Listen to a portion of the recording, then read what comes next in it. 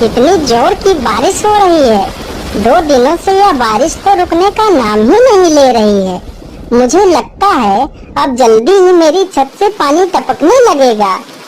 तभी उधर से एक शिष्य परेशान होकर छिपने की जगह ढूंढते ढूंढते उसी किसान की झोपड़ी के पीछे बने तबेले में घुस जाता है, जिस तबेले में उस किसान के कुछ गधे बंधे हुए थे। अंधेरा ज्यादा होने के कारण शेर गधों को देख नहीं पाता है और उन्हीं के बीच जाकर खड़ा हो जाता है।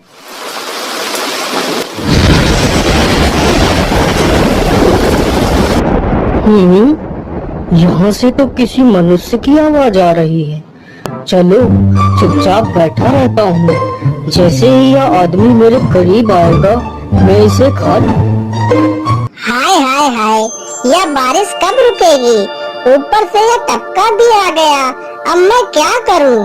इस टपके से कैसे बचूं?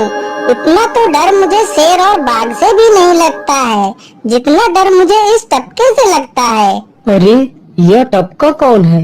मुझे लगता है यह टपका तो मुझसे भी ज्यादा खतरनाक है।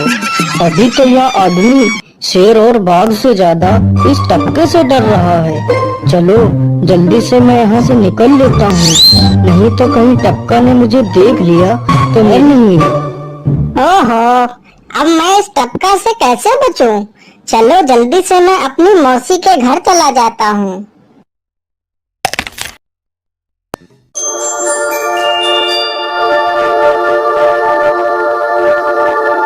अरे चल चल गधे की औलाद, यहाँ पर छिपा हुआ बैठा है।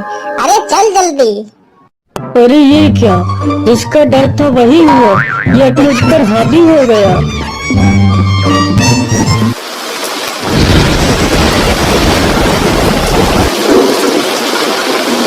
कैसे बचूं, कैसे बचूं?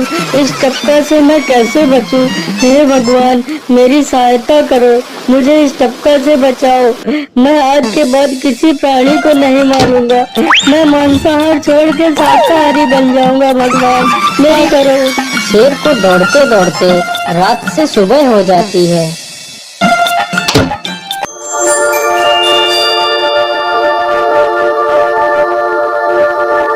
अरे देखो देखो, यह तो शेर की सवारी कर रहा है। अरे हाँ, सच में ये तो शेर की सवारी कर रहा है। इसे तो डर भी नहीं लगता है। अरे उधर तो देखो जरा, यह आदमी कितना बहादुर है। यह आदमी शेर की सवारी कर रहा है, जिससे कर हमारी धोती आगे से गीली और पीछे से पीली हो जाती है। यह तो उसकी सवारी कर रहा है। ये गांव के लोग भी ना पागल हो गए हैं जो इस गधे को शेर। अरे बाप रे, यह तो सच में एक शेर है। हे भगवान मेरी रक्षा करो, शेर तो मुझे खा ही जाएगा। राम राम राम राम राम, अब क्या होगा? इस शेर से कैसे बचूं? अरे यह तो एक बरगद का पेड़ है, यही अच्छा मौका है। जल्दी से इस बरगद की जड़ पकड़कर ऊपर चढ़ जाता हूँ।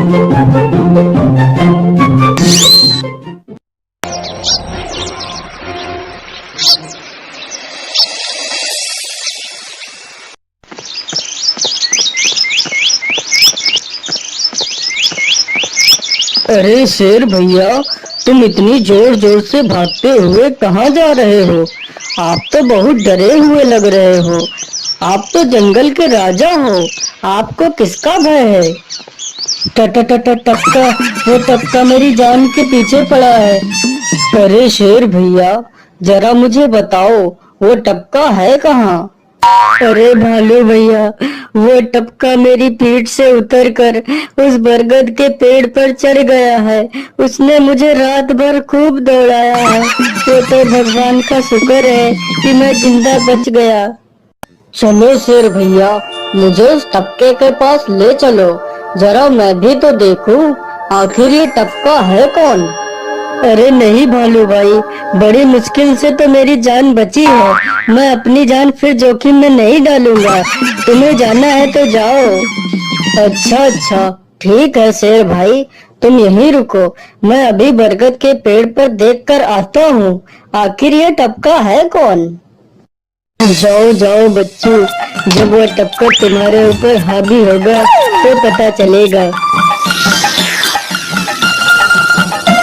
अरे कहाँ है यह टपका जिसने राजा जी की हवा टाइट कर दी? चलो इस पेड़ पर चढ़कर देखता हूँ। अरे बाप रे बाप, शेर क्या अकेला कम था, जो भालू भी आ गया।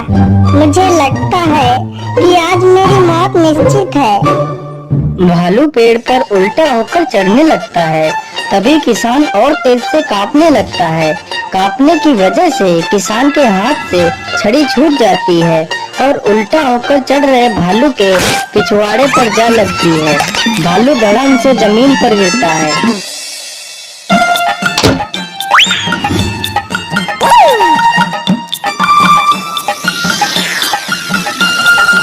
मुझे लगता है अब शेर और भालू दोनों भाग गए हैं। चलो अब जल्दी से यहाँ से निकल लेता हूँ।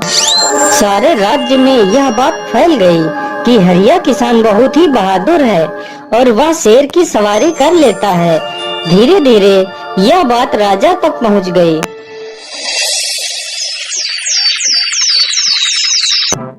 महाराज, क्यों न हम पड़ोस के गांव से हरिया किसान को बुलवा लेते हैं। वह बहुत ही बहादुर है। उसके बहादुरी के चर्चे तो पूरे राज्य में हैं। मुझे पूरा विश्वास है वह इस काम को जरूर कर सकता है। वह इस दुष्ट शेर को जरूर पकड़ लेगा। सैनिकों, हरिया किसान को आदर पूर्वक हमारे दरबार में पेश किया जाए। महाराज, आपने हमें याद किया। बताइए क्या बात है? मालिक, हमसे कोई भूल हो गई क्या मालिक? नहीं नहीं हरिया, तुमसे कोई गलती नहीं हुई है। यह पड़ोस के गांव से आए हैं। इनका कहना है कि इनके गांव में कोई दुष्ट शेर आ गया है जो इनके पशुओं को उठाकर ले जाता है और उन्हें मारकर खा जाता है। हमने तुम्हारी बहादुरी के बहुत सारे किस्से सुने हैं। तुम बहुत ही बहादुर हो, इसलिए मैं तुम्हें उस शेर को पकड़ने की ये जिम्मेदारी सौंपता हूँ। अरे बाप रे बाप, उस बार तो मैं शेर के हाथों बच गया था, लेकिन इस बार मैं नहीं बचूंगा। अगर मैंने महाराज को सच सच बता दिया तो झूठ बोलने के जुर्म में मुझे फांसी पर ही चढ़ा देंगे। अरे हरिया, तुम मन ही मन क्या बड़बड़ा रहे हो? कुछ नहीं महाराज, कुछ नहीं। मैं सोच रहा था कि मैं शेर को कैसे पकड़ूं। ये लो हरिया, कुछ स्वर्ण मुद्राएं रख लो, ये तुम्हारे काम आएंगे। क्या करूं, कैसे पकड़ूं उस शेर को? ये महाराज ने भी मुझे कैसी दुविधा में डाल दिया है। क्या करूं, क्या करूं? हाँ, मिल गया। फिर हरिया बाजार से एक रस्सी और एक जाल तथा एक बकरी खरीद कर लाता है। चलो जल्दी से, मैं यहाँ पर एक गड्ढा खोद देता हूँ।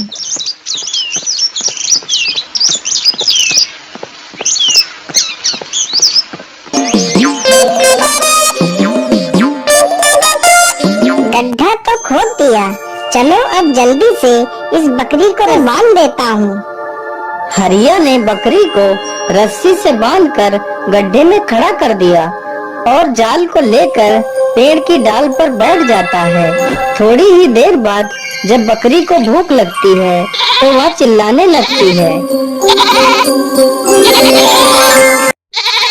अरे, यह तो बकरी के चिल्लाने की आवाज है, लेकिन यह आवाज कहाँ से रही है?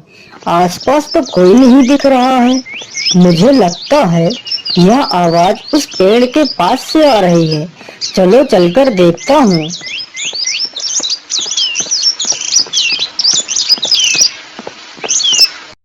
अरे वाह, आज तो शिकार मेरे पास खुद चलकर आ गया। शेर तुरंत ही बिना देर किए हुए गड्ढे में छलांग लगा देता है। तभी किसान तुरंत ही बकरी को ऊपर खींच लेता है और जाल को गड्ढे के ऊपर गिरा देता है। शेर गड्ढे में ही फंस जाता है।